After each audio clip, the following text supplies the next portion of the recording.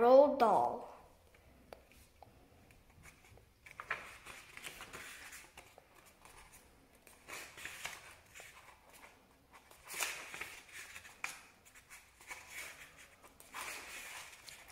Hairy faces. What a lot of hairy-faced men there are around nowadays. When a man grows hair all over his face, it is impossible to tell what he really looks like. Perhaps that's why he does it. He'd rather you didn't know. Then there's the problem of washing. When a very hairy ones wash their faces, it must be as big as a job as when you and I wash the hair on our heads. So what I want to know is this. How often do all hairy-faced men wash their faces? Is it only once a week like us on Sunday nights? And do they shampoo it? Do they use a hairdryer? Do they rub hair tonic in to stop from their faces from going bald? Do they go to a barber to have their hairy faces cut and trimmed? Or do they do it themselves in front of the bathroom mirror with nail scissors? I don't know, but next time you see a man with a hairy face, which will probably be as soon as you step out on the street, maybe you will look at him more closely and start wondering about some of these things. Mr. Twit. Mr. Twit was one of those very hairy-faced men. The whole of his face, except for his forehead, his eyes, and his nose, was covered with thick hair. The stuff even sprouted in revolting tufts out of his nostrils and ear holes. Mr. Twit felt that this hairiness made him look terrifically wise and grand, but in truth he was neither of these things. Mr. Twit was a twit. He was born a twit, and now at the age of 60, he was a bigger twit than ever. The hair on Mr. Twit's face didn't grow smooth and matted as it does on most hairy-faced men. It grew in spikes that stuck out straight like the bristlers of a nail brush. And how often did Mr. Twit wash this bristly, nail-brushy face of his? The answer is never, not even on Sundays. He hadn't washed it for years. As you know, an ordinary unhairy face like yours or mine simply gets a bit smudgy if it is not washed often enough, and there's nothing so awful about that. But a hairy face is a very different matter. Things cling to hairs, especially food. Things like gravy go right in among the hairs and stay there. You and I can wipe our smooth faces with a flannel and we quickly look more or less all right again, but the hairy men cannot do that. We also can, if we are careful, eat our meals without spreading food all over our faces, but not so the hairy man. Watch carefully next time you see a hairy man eating his lunch, and you will notice that even if he opens his mouth very wide, it is impossible for him to get a spoonful of beef stew or ice cream or chocolate sauce into it without leaving some of it on the hairs. Mr. Twit didn't even bother to open his mouth wide when he ate. As a result, and because he never washed, there were always hundreds of bits of old breakfasts and lunches and suppers sticking to the hairs around his face. They weren't big bits, mind you, because he used to wipe those off with the back of his hand or on his sleeve while he was eating. But if you look closely, not that you'd ever want to, you would see tiny little specks of dried up scrambled eggs stuck to the hairs, and spinach and tomato ketchup and fish fingers and minced chicken livers and all the other disgusting stuff Mr. Twit liked to eat. If you look closer still, hold your noses, ladies and gentlemen. If you peer deep into the mustachy bristles sticking out over his upper lip, you would probably see much larger objects that had escaped the wiping of his hand. Things that had been there for months and months, like a little piece of maggoty old green cheese, or a moldy old cornflake, or even the slimy tail of a tin sardine. Because of all this, Mr. Twit never really went hungry. By sticking out his tongue and curling it sideways to explore the hairy jungle around his mouth, he was always able to find a tasty morsel here and there to nibble on. What I'm trying to tell you is that Mr. Twit was a foul and smelly old man. He was an extremely horrid old man, as you will find out in a moment. Mrs. Twit. Mrs. Twit was no better than her husband. She did not, of course, have a hairy face. It was a pity she didn't because that, at any rate, would have been hidden some of her fearful ugliness. Take a look at her.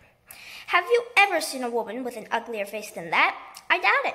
But the funny thing is that Mrs. Twit wasn't born ugly. She'd had quite a nice face when she was young. The ugliness had grown upon her year by year as she got older.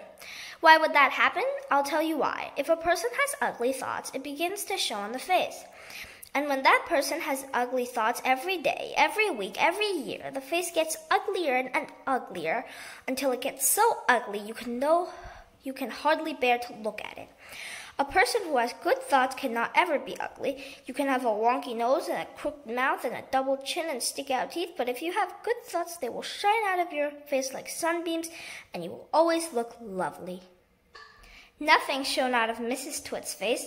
In her right hand, she carried a walking stick. She used to tell people this was because she had warts growing on the sole of her left foot and walking was painful. But the real reason she carried a stick was so that she could hit things with it, things like dogs and cats and small children. And then there was the glass eye. Mrs. Twit had a glass eye that was always looking the other way. The glass eye.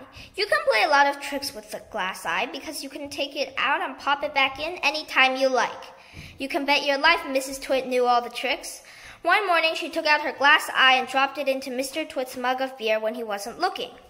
Mr. Twit sat there drinking the beer slowly. The froth made a white ring on the hairs around his mouth. He wiped the froth onto his sleeve and wiped his sleeve on his trousers. "You're plotting something," Mrs. Twit said, keeping her back turned so he wouldn't see that she had taken out her glass eye. "Whenever you go all quiet like that, I know very well you're plotting something." Mrs. Twit was right. Mr. Twit was plotting away like mad. He was trying to think up a really nasty trick he could play on his wife that day. "You'd better be careful," Mrs. Twit said, "because when I see you starting to plot, I watch you like a wombat." "Oh, do shut up, you old hag," Mr. Twit said. He went on drinking his beer, and his evil mind kept working away on the latest horrid trick he was going to play on the old woman. Suddenly, as Mr. Twit tipped the last drop of beer down his throat, he caught sight of Mrs. Twit's awful glass eyes staring up at him from the bottom of the mug. It made him jump. "I told you I was watching you," cackled Mrs. Twit. "I've got eyes everywhere, so you'd better be careful." The frog. To pay her back for the glass eye and his beer, Mr. Twit decided he would put a frog in Mrs. Twit's bed. He caught a big one down by the pond and carried it back secretly in a box. That night, when Mrs. Twit was in the bathroom getting ready for bed, Mr. Twit slipped the frog between her sheets. Then he got into his own bed and waited for the fun to begin. Mrs. Twit came back and climbed into her bed and put out the light. She lay there in the dark, scratching her tummy. Her tummy was always itching. Dirty old hags like her always have itchy tummies. Then, all at once, she felt something cold and slimy crawling over her feet. She screamed. "What's the matter with you?" Mr. Twit said. "Help!" screamed Mrs. Twit, bouncing about. "There's something in my bed." "I bet it's that giant silly wiggler I saw on the floor just now," Mr. Twit said. "The what?" screamed Mrs. Twit. "I tried to kill it, but it got away," Mr. Twit said. "It's got teeth like screwdrivers." "Help!" screamed Mrs. Twit. "Save me! It's all over my feet." "It'll bite your toes off," said Mr. Twit. Mrs. Twit fainted. Mr. Twit got out of bed and fetched a jug of cold water. He poured the water over Mrs. Twit's head to revive her. The frog crawled up from under the sheets to get near the water. It started jumping about on the pillow. Frogs love water. This one was having a good time. When Mrs. Twit came to, the frog had just jumped onto her face. This was not a nice thing to happen to anyone in bed at night. She screamed again. "By golly, it is a giant silly wiggler," Mr. Twit said. "It'll bite off your nose." Mrs. Twit leapt out of bed and flew downstairs and spent the night on the sofa. The frog went to sleep on her pillow. Wormy spaghetti. The next day, to pay Mr. Twit back for the frog trick, Mrs. Twit sneaked out into the garden and dug up some worms. She chose big, long ones and put them in a tin and carried the tin back to the house under her apron. At 1 o'clock, she cooked spaghetti for lunch, and she mixed the worms in with the spaghetti, but only on her husband's plate. The worms didn't show because everything was covered with tomato sauce and sprinkled with cheese. "Hey, my spaghetti's moving," cried Mr. Twit, poking around in it with his fork. "It's a new kind," Mrs. Twit said, taking a mouthful from her own plate, which, of course, had no worms. "It's called squiggly spaghetti. It's delicious. Eat up while it's nice and hot." Mr. Twit started eating, twisting the long tomato-covered strings around his fork and shoveling them into his mouth. Soon there was tomato sauce all over his hairy chin. "It's not as good as the ordinary kind," he said, talking with his mouth full. "It's too squishy." "I find it very tasty," Mrs. Twit said. She was watching him with great pleasure from the other end of the table. It gave her a lot of fun to watch him eating worms. "I find it rather bitter," Mr. Twit said. "It's got a distinctively bitter flavor. Buy the other kind next time." Mrs. Twit waited until Mr. Twit had eaten the whole plateful. Then she said, "You want to know why your spaghetti was so squishy?" Mr. Twit wiped the tomato sauce from his beard with a corner of the tablecloth. "Why?" he said. "And why it had a nasty, bitter taste?" "Why," he said, "because it was worms!" cried Mrs. Twit, clapping her hands and stamping her feet on the floor and rocking with horrible laughter. The funny walking stick. To pay Mrs. Twit back for the worms in his spaghetti, Mr. Twit thought up a really clever, nasty trick. One night, when the old woman was asleep, he crept out of bed and took her walking stick downstairs to the workshed. There he stuck a tiny round piece of wood, no thicker than a penny, onto the bottom of the stick. This made the stick longer, but the difference was so small, the next morning Mrs. Twit didn't notice it. The following night, Mr. Twit stuck up on another piece of bit of wood. Every night he crept downstairs and added a tiny thickness of wood to the end of the walking stick. He did it very neatly, so that the extra bits looked like part of the old stick. Gradually, but oh so gradually, Mrs. Twit's walking stick was getting longer and longer.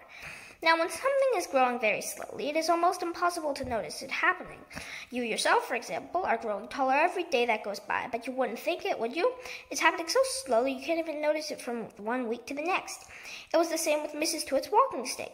It was all so slow and gradual that she didn't notice how long it was getting, even when it was halfway up to her shoulder. "That stick's too long for you," Mr. Twit said to her one day. "Why, so it is," Mrs. Twit said, looking at the stick. "I've had a feeling there was something wrong, but I couldn't for the life of me think what it was." "There's something wrong, all right," Mr. Twit said, beginning to enjoy himself. "What can have happened?" Mrs. Twit said, staring at her old walking stick. "It must have suddenly have grown longer." "Don't be a fool," Mr. Twit said. "How could a walking stick possibly grow longer? It's made of dead wood, isn't it? Dead wood can't grow." "Then what on earth has happened?" cried Mrs. Twit. "It's not the stick, it's you," said Mr. Twit, grinning horribly. "It's you that's getting shorter. I've noticed it for a time now." "That's not true," cried Mrs. Twit. "You're shrinking, woman," said Mr. Twit. "It's not possible." "Oh, yes, it jolly is," said Mr. Twit. "You're shrinking fast. You're shrinking dangerously fast. Why, you must have shrunk at least a foot in the last few days." "Never," she cried. "Of course you have. Take a look at your stick, you old goat, and see how much you've shrunk in comparison. You've got the shrinks. That's what you've got. You've got the dreaded shrinks." Mrs. Twit began to feel so terribly that she had to sit down. Mrs. Twit has the shrinks. As soon as Mrs. Twit sat down, Mr. Twit pointed at her and shouted, "There you are! You're sitting in your old chair. You've stretched so much your feet aren't even touching the ground." Mrs. Twit looked down at her feet, and by golly, the man was right. Her feet was not touching the ground. Mr. Twit, you see, had been just as clever with the chair as he had been with a walking stick. Every night he had gone downstairs and stuck a little extra bit to the stick. He had done the same to the forelegs of Mrs. Twit's chair. "Just look at you sitting there in your same old chair," he cried, "and you've shrunk so much your feet are dangling in the air." Mrs. Twit went white with fear. "You've got the shrinks!"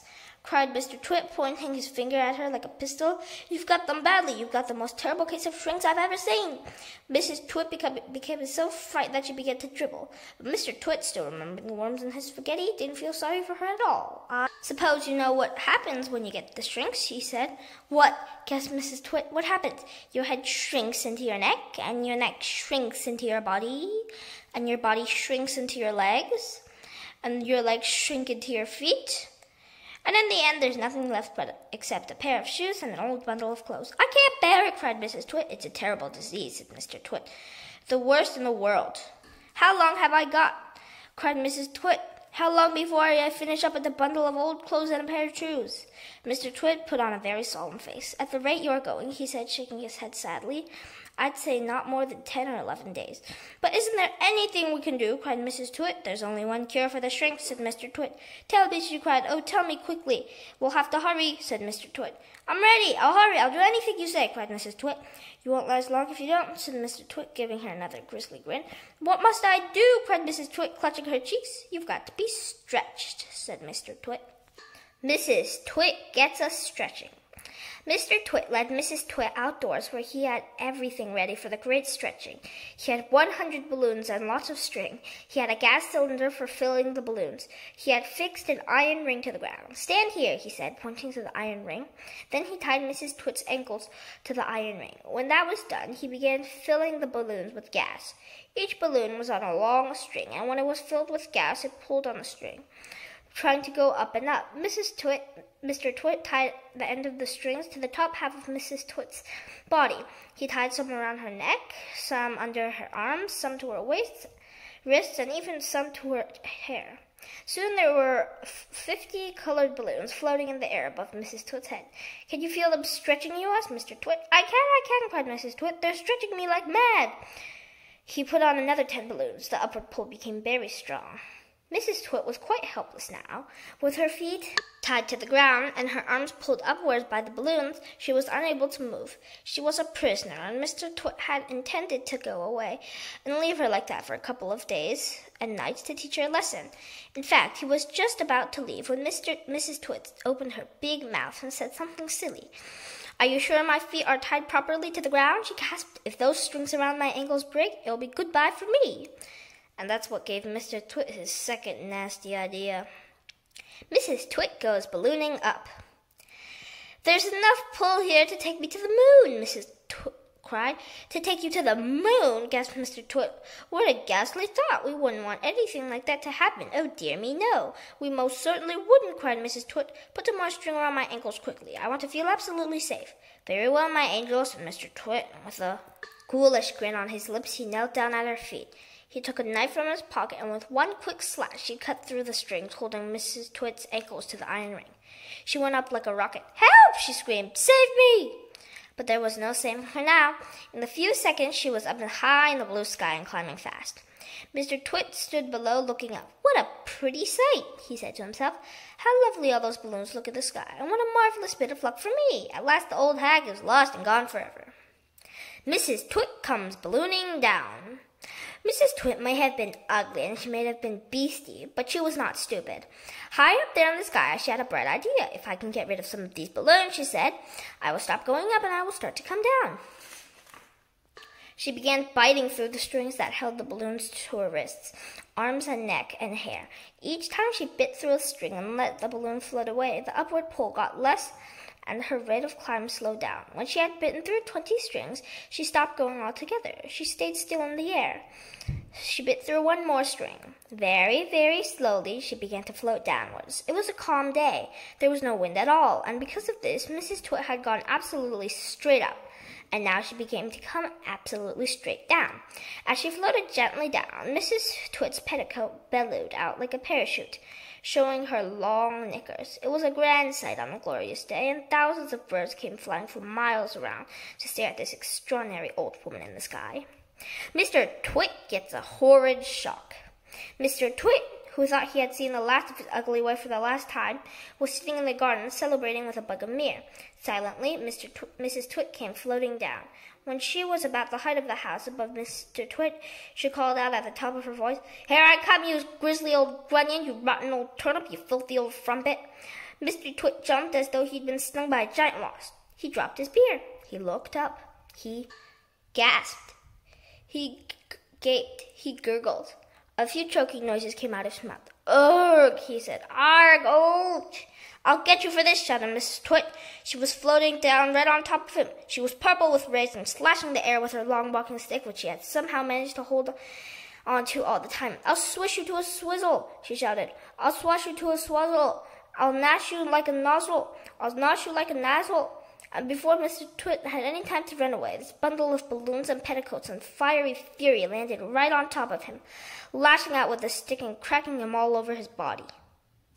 The house, the tree, and the monkey cage. But that's enough of that. We can't go on forever watching these two disgusting people doing disgusting things to each other. We must get ahead with the story. Here is a picture of Mr. and Mrs. Twit's house and garden. Some house, it looks like a prison, and not a window anywhere. "Who wants windows?" Mr. Twit had said when they were building it.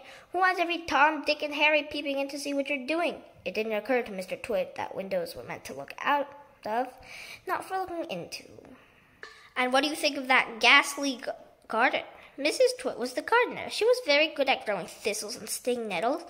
"I always grow plenty of spiky thistles and plenty of sting nettles," she used to say. "They keep those nasty, nosy little children out." Near the house, you can see Mr. Twit's workshed. To one side is the big dead tree. It never has any leaves on it because it's dead. And not far from the tree, you can see the monkey cage. There are 4 monkeys in it. They belong to Mr. Twit. You will hear about them later. Hug tight sticky glue. Once a week, on Wednesdays, the Twits had bird pie for supper. Mr. Twit caught the birds and Mrs. Twit cooked them. Mr. Twit was good at catching birds. On the day before Bird Pie Day, he would put up the ladder against the big dead tree and climb onto the branches with a bucket of glue and a paintbrush. The glue he used was something called Hug Tie, and it was stickier than any other glue in the world. He would paint it along the tops of all the branches and then go away. As the sun went down, the birds would fly from all around to roost for the night in the big dead tree. They didn't know, poor things, that the branches were all smeared with horrible Hug Tight. The moment they landed on a branch, their feet stuck, and that was that. The next morning, which was Bird Pie Day, Mr. Twit would climb up that ladder again and grab all the wretched birds that were stuck to the tree. It didn't matter what kind they were, song thrushes, blackbirds, sparrows, crows, little jenny wrens, robins, anything. They all went into the pot for Wednesday's Bird Pie supper. 4 sticky little boys. On one Tuesday evening, after Mr. Twit had been up on the ladder and smeared the tree with Hug Tight, 4 little boys crept into the garden to look at the monkeys. They didn't care about the thistles and sting nettles, not when there were monkeys to look at. After a while, they got tired of looking at the monkeys, so they explored further into the garden and found the ladder leaning against the big dead tree. They decided to climb up it just for fun. There's nothing wrong with that. The next morning, when Mr. Twit went out to collect the birds, he found 4 miserable little boys sitting in the tree, stuck tight as they could be by the seat of their pants to the branches. There were no birds because the presence of the boys had scared them away. Mr. Twit was furious. "As there are no birds for my pie tonight," he shouted, "then it'll have to be boys instead." He started to climb the ladder. "Boy pie might be better than bird pie," he went on, grinning horribly. "More meat and not so many tiny little bones." The boys were terrified. "He's going to boil us," one of them cried. "He'll stew us alive," wailed the second one. "He'll cook us with carrots," cried the third. But the fourth little boy, who had more sense than the others, whispered, "Listen, I've just had an idea. We are only stuck by the seats of our pants. So quick, unbutton your pants and slip out of them and fall to the ground." Mr. Twit had reached the top of the ladder and was just about to make a grab for the nearest boy when they all suddenly tumbled out of the tree and ran for home with their naked bottoms winking at the sun. The Great Upside-Down Monkey Circus. Now for the monkeys. The 4 monkeys in the cage in the garden were all one family. There were Munglewump and his wife and their 2 small children. But what on earth were Mr. and Mrs. Twit doing with monkeys in their garden? Well, in the old days, they both had worked in a circus as monkey trainers. They used to teach monkeys to do tricks and dress them up in human clothes and smoke pipes and the rest of all that nonsense. Today, although they were retired, Mr. Twit still wanted to train monkeys. It was his dream that one day he would own the first great upside-down monkey circus in the world. That meant that the monkeys had to do everything upside down. They had to dance upside down, on their hands with their feet in the air. They had to play football upside down. They had to balance one on top of the other upside down, with Mugglewump at the very bottom and the smallest baby monkey at the very top. They even had to eat and drink upside down, and that is not an easy thing to do because the food and water has to go up your throat instead of down it. In fact, it is almost impossible, but the monkeys simply had to do it, otherwise they got nothing. All this sounds pretty silly to you and me. It sounded pretty silly to the monkeys, too. They absolutely hated having to do this upside-down nonsense day after day. It made them giddy standing on their heads for hours on end. Sometimes the 2 small monkey children would faint with so much blood going to their heads. But Mr. Twit didn't care about that. He kept them practicing for 6 hours each day, and if they did do what they were told, Mrs. Twit would soon come running with her beastly stick. The Roly-Poly Bird to the rescue. Mugglewump and his family longed to escape from the cage in Mr. Twit's garden and go back to the African jungle where they came from.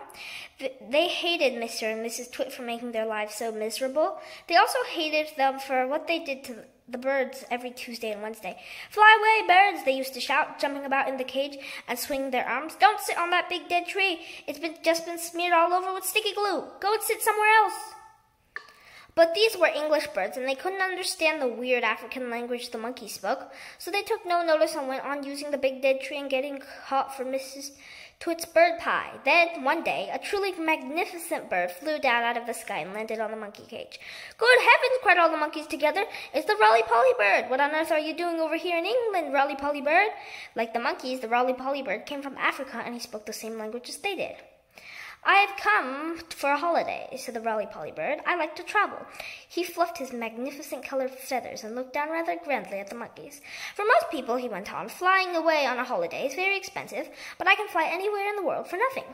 "Do you know how to talk to those English birds?" Uncle Wump asked. "Of course I do," said the roly-poly bird. "It's no good going to a country and not knowing the language." "Then we must hurry," said Uncle Wump. "Today's Tuesday, and over there you can already see the revolting Mr. Twit up in the ladder, painting sticky glue on all the branches of the big dead tree. This evening, when the birds come down to roost, you must warn them not to perch on that tree or they will be made into bird pie." That evening, the roly-poly bird flew round and round the big dead tree, singing out, "There's sticky stuff all over this tree. If you land in the branches, you'll never get free. So fly away, stay up high, or you'll finish up tomorrow in a hot bird pie." No bird pie for Mr. Twit. The next morning, when Mr. Twit came out with the huge basket to snatch all the birds from the big dead tree, there wasn't a single one in it. They were all sitting on top of the monkey cage. The roly-poly bird was there as well, and Uncle Wump and his whole family were inside the cage, and the whole lot of them were laughing at Mr. Twit. Still no bird pie for Mr. Twit. Mr. Twit wasn't going to wait another week for his bird pie supper. He loved bird pie. It was one of his favorite meals. So that very same day, he went after the birds again. This time he smeared all the top of the bars of the monkey cage with sticky glue, as well as the branches of the big dead tree. "Now I'll get you," he said, "whichever one you sit on." The monkeys crouched inside their cage watching all this, and later on, when the roly-poly bird came swooping in for an evening chat, they shouted, "Don't land on our cage, roly-poly bird. It's covered in sticky glue, so's the tree." And that evening, as the sun went down and all the birds came in again to roost, the roly-poly bird flew round and round the monkey cage and the big dead tree, singing out his warning. "There's sticky stuff now on the cage and the tree. If you land on either, you'll never get free. So fly away, stay high, or you'll finish up tomorrow in a hot bird pie." Mr. and Mrs. Twit go off to buy guns. The next morning, when Mr. Twit came out with his huge basket, not a single bird was sitting on either the monkey cage or the big dead tree. They were all perched happily on the roof of Mr. Twit's house. The roly-poly bird was up there as well, and the monkeys were in the cage, and the whole lot of them were hooting with laughter at Mr. Twit. "I'll wipe that silly laugh off your beaks," Mr. Twit screamed at the birds. "I'll get you next time, you filthy feathery frumps. I'll bring your necks, the whole lot of you, and have you bubbling in the pot for bird pie for days out." "How are you going to do that?" asked Mrs. Twit, who had come out of the house to see what all the noise was about. "I won't have you smearing sticky glue all over the roof of our house." Mr. Twit got very excited. "I've got a great idea," he cried. He didn't bother to keep his voice down because he didn't think the monkeys could understand. We'll both go into town right now and we'll buy a gun each," she shouted. "How's that?" "Brilliant!" cried Mrs. Twit, grinning and showing her long yellow teeth. "We'll buy those big gunshots that spray out 50 bullets or more with each bang." "Exactly," said Mr. Twit. "Lock up the house while we go and make sure the monkeys are safely shut away." Mr. Twit went to the monkey cage. "Attention!" he barked in a fearful monkey trainer's voice. "Upside down, all of you, and jump on to it. One on top of the other. Quick, get on with it, or you'll feel Mrs. Twit's stick across your backsides." Obediently, the poor monkeys stood on each other's hands and clambered on top of one of each other, with Muggle Wump at the very bottom and the smallest child at the very top. "Now stay there till we come back," Mr. Twit ordered. "Don't you dare move, and don't overbalance. And when we return in 2 or 3 hours' time, I shall expect to find you all in the exact same position as you are now. You understand?" With that, Mr. Twit marched away. Mrs. Twit went with him, and the monkeys were left alone with the birds. Muggle Wump has an idea. As soon as Mr. and Mrs. Twit had disappeared down the road, the monkeys all flipped back onto their feet the right way up. "Quick, get the key," Muggle Wump called out to the roly-poly bird, who was sitting on the roof of the house. "What key?" shouted the roly-poly bird. "The key to the door hanging out of our cage," cried Muggle Wump. "It's hanging on a nail in the workshed. That's where he always puts it." The roly-poly bird flew down and came back with the key in his beak. Muggle Wump reached a hand through the bars of the cage and took the key. He put it in the lock and turned it. The door opened. All 4 monkeys leapt out together. "We are free!" cried the 2 little ones. "Where shall we go, Dad? Where shall we hide?" "Don't get excited," said Muggle Wump. "Calm down, everybody. Before we escape from this beastly place, we have one important thing to do." "What?" they asked him. "We're going to turn those terrible twits upside down." "You're going to what?" they cried. "You must be joking, Dad." "I'm not joking," Muggle Wump said. "We're going to turn them both Mr. and Mrs. Twit upside down with their legs in the air. Don't be ridiculous, the Roly-Poly Bird said. How can we possibly turn those two maggoty old monsters upside down? We can, cried Muggle-Wump. We are going to make them stand on their heads for hours and hours, perhaps forever. Let them see what it feels like for a change. How, said the Roly-Poly Bird. Just tell me how. Muggle-Wump laid his head on one side, and a twinkling little smile touched the corners of his mouth. Now and again, he said, but this is not very often. I have a brilliant idea. This is one of them. Follow me, my friends, follow me. He scampered off toward the houses, and the three other monkeys and the Roly-Poly Bird went after him. Buckets and paintbrushes, cried Muggle-Wump. That's what we want. There are plenty in the workshed. Hurry up, everyone. Get a bucket and a paintbrush. Inside Mr. Twit's workshed, there was an enormous barrel of Hug-A-Tight sticky glue, the stuff he used for catching birds. Fill your buckets, Muggle-Wump ordered. We are now going into the big house. Mrs. Twit had hidden the key to the front door under the mat, and Muggle-Wump had seen her doing it, so it was easier for them to get in. In they went, all four monkeys, with their buckets of sticky glue. Then came the Roly-Poly Bird flying in after them, with a bucket in his beak and a brush in his claw. The great glue painting begins. This is the living room, announced Muggle-Wump. The grand and glorious living room where those two fearful, frumptious freaks eat bird pie every week for supper. Please don't mention the bird pie again, said the Roly-Poly Bird. It gives me the shudders. We mustn't waste time, cried Muggle-Wump. Hurry up, hurry up. Now the first thing is this. I want everybody to paint sticky glue all over the ceiling. Cover it all, smeared in every corner. Over the ceiling, they cried. Why the ceiling? Never mind why, shouted Muggle-Wump. Just do as you're told and don't argue. But how do we get up there, they asked. We can't reach. Monkeys can reach anywhere, shouted Muggle-Wump. He was in a frenzy of excitement now, waving his paintbrush and his bucket and leaping all over the room. Come on, jump on the table, stand on the chairs, hop on each other's shoulders. Roly-Poly can do the flying. Don't stand there gapping, we'll have to hurry, don't you understand? Those terrible Twits will be back any moment, and this time we'll have guns. Get on with it, for heaven's sake, get on with it. And so the great glue painting of the ceiling began. All the other birds who had been sitting on the roof flew in to help, carrying paintbrushes in their claws and beaks. There were buzzards, magpies, rooks, ravens, and many more. Everyone was splashing away like mad, and with so many helpers, the job was soon finished. The carpet goes on the ceiling. What now, they all said, looking at Muggle-Wump. Aha, cried Muggle-Wump. Now for the fun. Now for the great upside-down trick of all time. Are you ready? We're ready, said the monkeys. We're ready, said the birds. Pull out the carpet, shouted Muggle-Wump. Pull out this giant carpet from under the furniture and stick it on the ceiling. Onto the ceiling, cried one of the small monkeys. But that's impossible, Dad. I'll stick you onto the ceiling if you don't shut up, snapped Muggle-Wump. He's dotty, they cried. He's bonny, he's batty, he's nutty, he's screwy, he's wacky, cried the Roly-Poly Bird. Poor old Muggles has gone up his wump at last. Oh, do stop shouting such rubbish and give me a hand, said Muggle-Wump, holding one of his corner of the carpet. Pull, you nitwits, pull! The carpet was enormous. It covered the entire floor from wall to wall. It had a red and gold pattern on it. It is not easy to pull an enormous carpet off the floor when the room is full of tables and chairs. Pull, yelled Muggle-Wump. Pull, pull, pull! He was yelling like a demon, hopping around the room and telling everyone what to do, but you couldn't blame him. After months and months of standing on his head with his family, he couldn't wait for the time when the terrible Twits would be doing the same thing. At least that's what he hoped. With the monkeys and the birds all pulling and puffing, the carpet was dragged off the floor and finally hoisted onto the ceiling. And there it stuck. All at once, the whole ceiling of the living room was carpeted in red and gold. The furniture goes up. Now the table, the big table, shouted Muggle-Wump. Turn the table upside down and put a dollop of sticky glue onto the bottom of each leg. Then we shall stick that onto the ceiling as well. Hoisting the huge table upside down on the ceiling was not an easy job, but they managed it in the end. Will it stay there? They cried. Is the glue strong enough to hold it up? It's the strongest glue in the world, Muggle-Wump replied. It's the special bird-catching, bird-killing glue for smearing on trees. Please, said the Roly-Poly Bird, I have asked you before not to mention that subject. How would you like it if it was monkey pie that they made every Wednesday and all your friends had been boiled up and I went on talking about it? I do beg your pardon, said Muggle-Wump. I'm so excited I hardly know what I'm saying.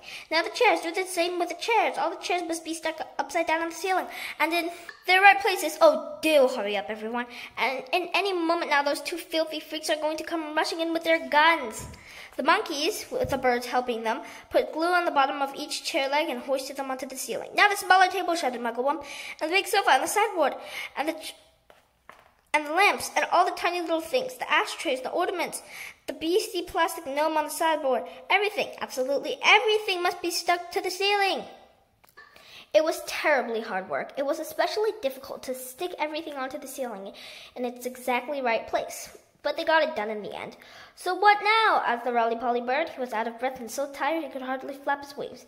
"Now the pictures!" cried Muggle-Wump. "Turn all the pictures upside down, and will one of you birds please fly out on the road to watch when those scrumptious freaks are coming back?"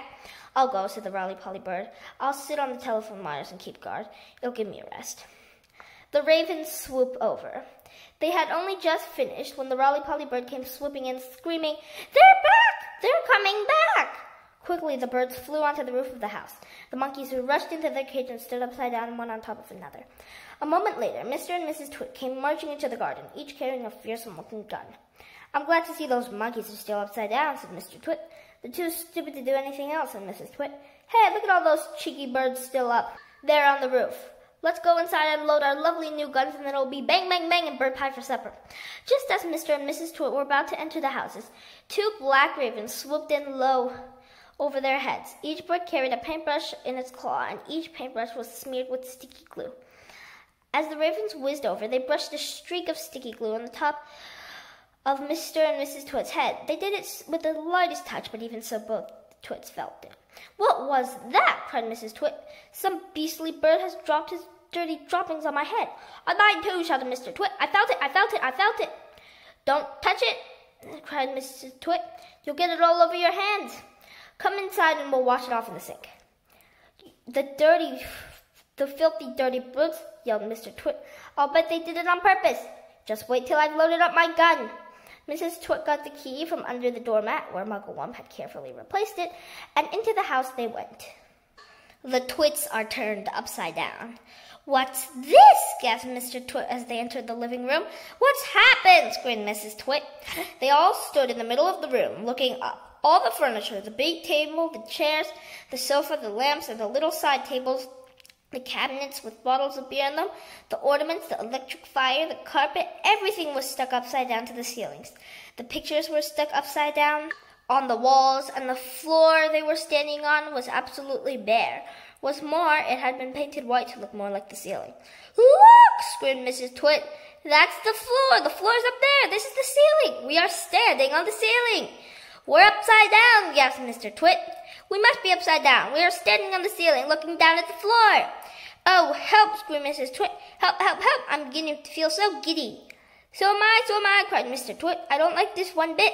We're upside down and all the blood's going to my head," screamed Mrs. Twit. "If we don't do something quickly, I shall die. I know I will." "I've got it," cried Mr. Twit. "I know what we'll do. We'll stand on our heads. Then anyway will be the right way up." So they stood on their heads, and of course, the moment the tops of their heads touched the floor, the sticky glue that the ravens brushed on a few moments before did its job. They were stuck. They were pinned to the floor, cemented, glued, fixed to the floorboards. Through a crack in the door, the monkeys watched. They jumped right out of their cages the moment the Twits had gone inside, and the roly-poly bird watched, and all the other birds flew in and out to catch a glimpse of this extraordinary sight. The monkeys escape. That evening, Muggle-Wump and his family went up to the big wood on top of the hill, and in the tallest tree of all, they built a marvelous treehouse. All the birds, especially the big ones, the crows and rooks and magpies, made their nests around the tree so nobody could see it from above. "You can't stay in there forever, you know," the roly-poly bird said. "Why not?" asked Muggle-Wump. "It's a lovely place." "Just you wait until the winter comes," said the roly-poly bird. "Monkeys don't like cold weather, do they?" "They most certainly don't," cried Muggle-Wump. "Are the winters very cold over here?" "It's all snow and ice," said the roly-poly bird. "Sometimes it's so cold a bird will wake up in the morning with his feet frozen to the bough that he's been roasting on." "Then what shall we do?" cried Muggle-Wump. "My family will all be deep frozen." "No, they won't," said the roly-poly bird, "because when the first leaves start falling from the trees in autumn, you can all fly home to Africa with me." "Don't be ridiculous," Muggle-Wump said. "Monkeys can't fly." "You can sit on my back," said the roly-poly bird. "I shall take you back one at a time. You will travel by the roly-poly superjet, and it won't cost you a penny." The Twits get the shrinks. And down here in the horrid house, Mr. and Mrs. Twit are still stuck upside down to the floor in the living room. This is all your fault, yelled Mr. Twit, thrashing his legs in the air. You are the one, you ugly cow, who went hopping around and shouting, we're upside down, we're upside down. And you're the one who was said to stand on our heads so we did the right way up, you whiskery old warthog, screamed Mrs. Twit. Now we'll never get free, we're stuck here forever. You may be stuck here forever, said Mr. Twit, but not me, I'm going to get away. Mr. Twit wiggled and squirmed, and he squiggled and wormed, and he twisted and turned, and he toggled and turned, but the sticky glue held him to the floor just as tightly as it has once held a poor bird in the big dead tree.